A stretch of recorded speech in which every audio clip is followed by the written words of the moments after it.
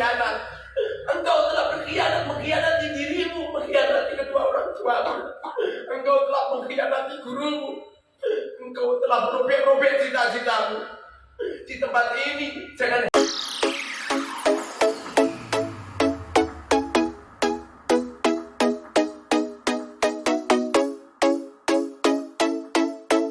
nyampe sibuk menulis kebaikan-kebaikannya. Tidurnya ditulis membaca Quran, istirahatnya ditulis membaca salam. Karena manusia yang semacam ini adalah dari ujung rambutnya sampai ujung kakinya dipenuhi dengan zikrullah.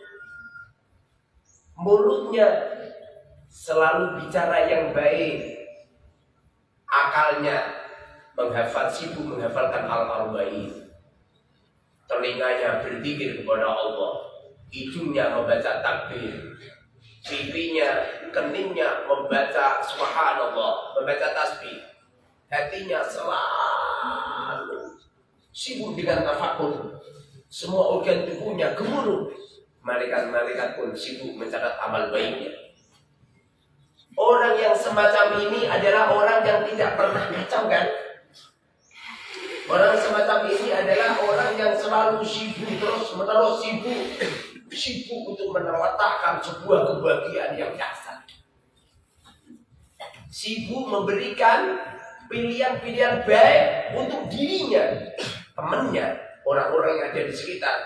Bahkan orang semacam ini berani nolak diri lagi. Di WA sama ibunya, uangnya masih, padahal uangnya sudah habis. Dijawab dengan sebuah kata-kata indah, ibu masih bu, ya usah, uangnya masih banyak. Kemarin dari ibu yang 150 belum aku gunakan. Ini adalah sosok santri yang keluar nur di dalam organ tubuhnya, yang menjadikan silau para malaikat-malaikat yang ada di langit, yang selalu mengacungkan kedua tangannya para malaikat-malaikat yang ada di bumi. Orang-orang salih di alam kuburnya meneteskan air mata untuk mereka-mereka yang mata hatinya diberkahi oleh Allah Subhanahu wa Ta'ala.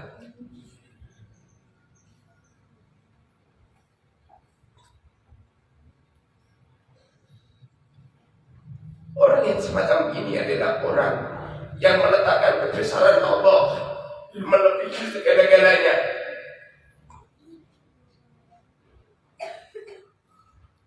Ada sebuah cerita sedikit,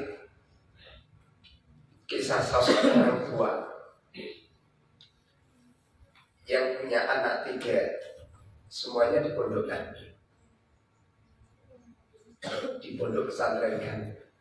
Gak sedikit biaya untuk mereka. Pernah suatu ketika lelaki soleh ini diomeli nama istrinya, Mas, ini.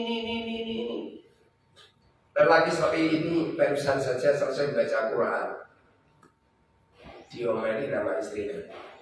Maklum dia adalah seorang lelaki yang fakir, dari ayah bundanya yang fakir, rumahnya terbuat dari bambu. Namun jiwa kekayaannya yang luar biasa. Mereka selalu memaafkan apa yang dilontarkan oleh istrinya.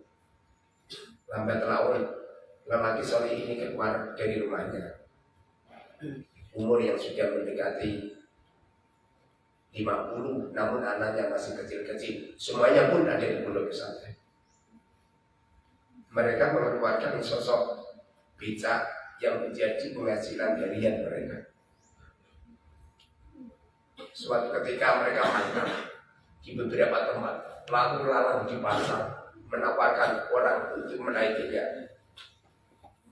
Namun mungkin nasib buruk yang telah dianugerahkan oleh Allah.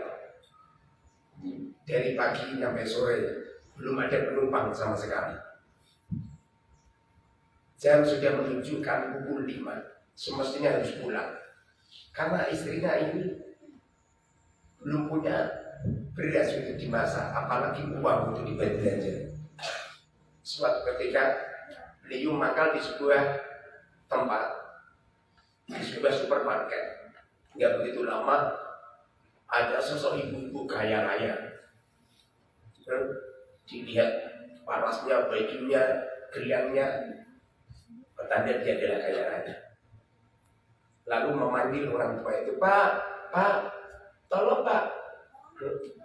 Kemudian bapak pun bergegas untuk ngambilin barang-barang dari pintu supermarket, dimasukkan di becak mereka.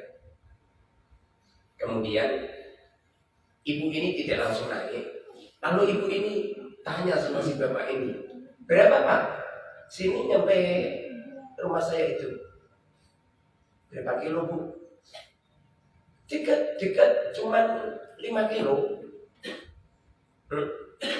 Lalu bapaknya bilang, kalau 5 kilo 50.000 itu. Apa kata ibu? Mahal banget. 10.000 ya? Jangan Bu, jauh. Ya udah, kalau nggak mau udah turunin itu barang. Apa kata bapak? Udah pulang 30.000. Enggak, kalau mau 10.000. Ini bapak ini hatinya hanya kembali kepada Allah Subhanahu wa Ta'ala. Ya Rabb, aku kalau pulang pasti aku diomeli istriku. Dari pagi dapurku belum terkena api. Kemudian bapak ini pun menyodorkan diri, Pak, udahlah Bu, udahlah 15.000. Ibunya bilang, udahlah Pak, 11.000. Jangan Bu, ini terlalu jauh. Udah 12.000. Jangan Bu, 15.000. Lalu ibunya itu langsung ngambilin barang-barang. Udah, kalau nggak mau saya cari becak lain. Tapi apa boleh buat? Si bapak ini pada akhirnya meletakkan barang-barang di becak. Udahlah Bu, ayo. Sedikit demi sedikit menggayunya. Di pertengahan jalan, si ibu ini tanya sama bapak, Bapak punya rumahnya di mana? Rumah saya di sana Ibu, di sebelah pom bensin yang ada lampu merahnya itu rumah saya Bu.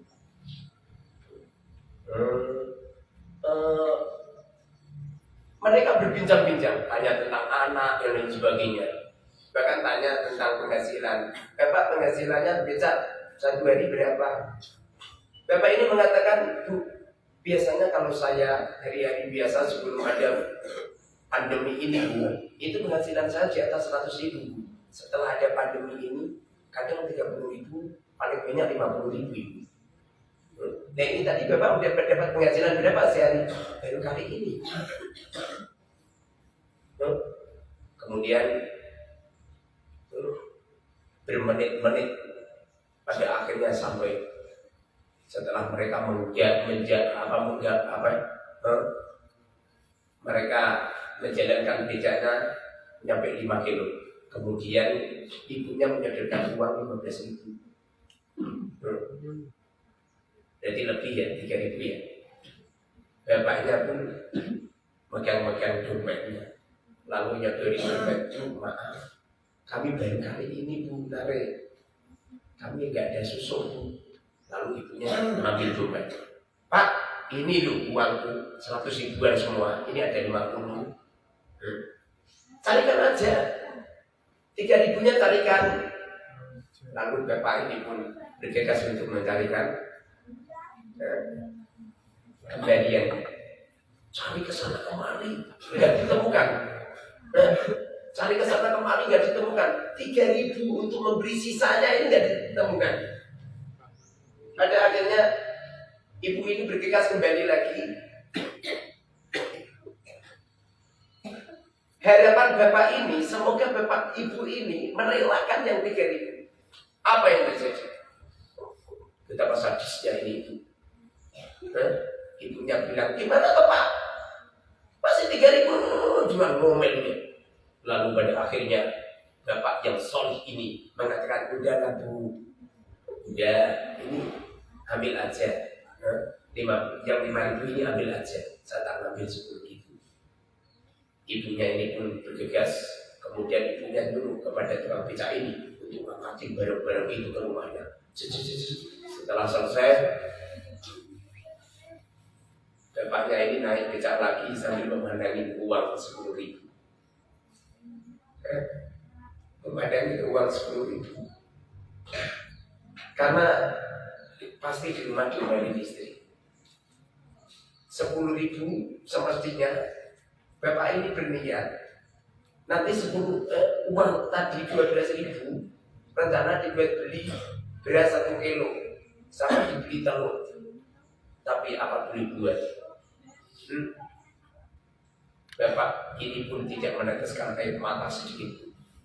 Mereka mengatakan, ya Allah ya Rabb, sesungguhnya ini adalah anugerah yang paling banyak kepada kami. Kami rindu, kami ikhlas ya Rabb. Nah, nyampe rumah bapak ini belum memarkirkan becak. Istrinya bilang, Mas, itu tadi ada WA dari tetangga. Kalau itu si anak minta kiriman. Katanya itu pengurusnya, katanya kalau nggak dikirim nanti anak kita pengen dipulangkan. Kemarin udah telat 3 bulan. Bapak, seorang bapak yang semestinya harus istirahat, diomelin istri dan sebagainya, bahkan di waktunya beri uang 10.000 kepada istrinya. Istrinya pun marah besar. Dikira uang itu hanya dibuat untuk jajan di warung, padahal sama sekali sedikit pun bapak ini tidak menggunakan uang 1%. Dengarin, ayah bunda kita di rumah berani segala-galanya untuk kita. Kadang-kadang uang yang semestinya untuk belanja disisihkan untuk ngirimi kamu. Kadang-kadang uang yang semestinya untuk kebutuhan keluarga beliau sisihkan untuk kamu.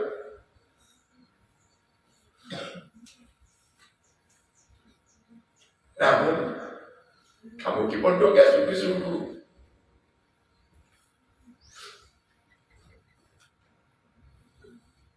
Di waktu ngaji kau gak berangkat.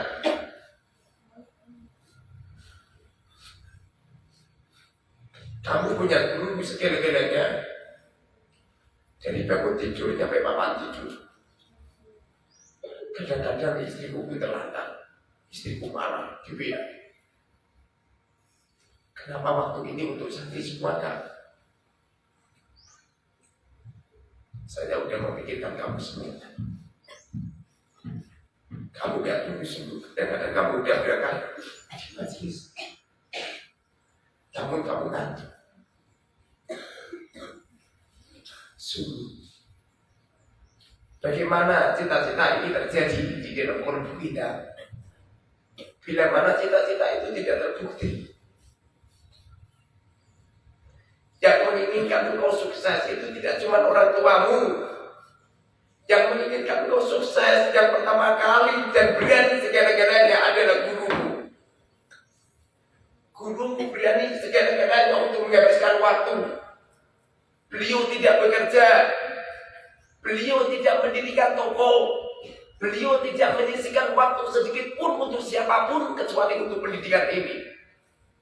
Namun apabila engkau tidak sungguh-sungguh, di saat engkau tidak berhasil,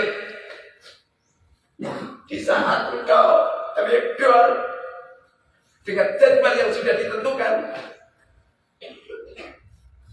di saat engkau tidak berani segala-galanya, padahal gurumu sudah berani segala-galanya.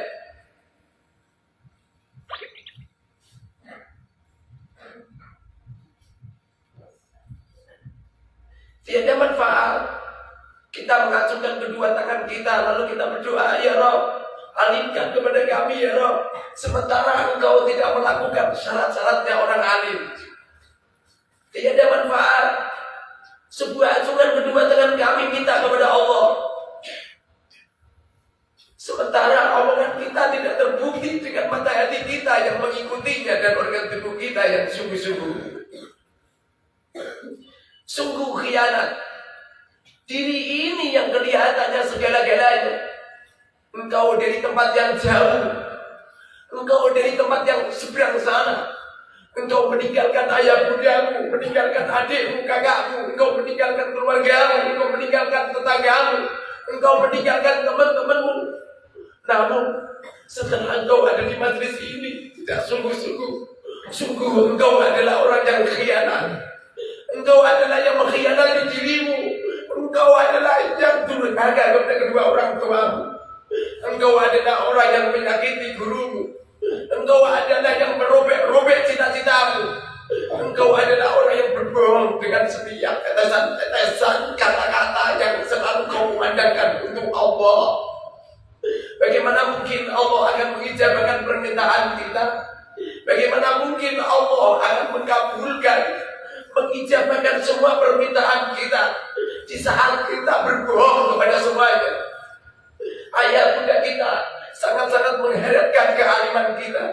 Ayah bunda kita selalu menginginkan engkau adalah segala-galanya. Engkau adalah ahli ilmu. Engkau menjadi kebanggaan di keluarga. Namun di saat engkau ada di pondok, tidak pernah membuktikan semuanya itu. Sebuah cita-cita bohong. Engkau telah berkhianat. Engkau telah berkhianat, mengkhianati dirimu, mengkhianati kedua orang tuamu. Engkau telah mengkhianati gurumu. Engkau telah merobek-robek cita-citamu. Di tempat ini jangan hanya sekedar lamanya engkau mondok. Di tempat ini jangan hanya sekedar lamanya engkau duduk di majelis ini. Buktikan engkau adalah dari tempat yang jauh. Engkau dari Bandung, engkau dari Jakarta, engkau dari Medan, dari Aceh, engkau dari Batam, engkau dari Sumatera, engkau dari Kalimantan, engkau dari Sulawesi, engkau jauh dari Papua, engkau dari Madura, engkau dari Lombok, dari NTT, NTB. Bagaimana bisa terjadi?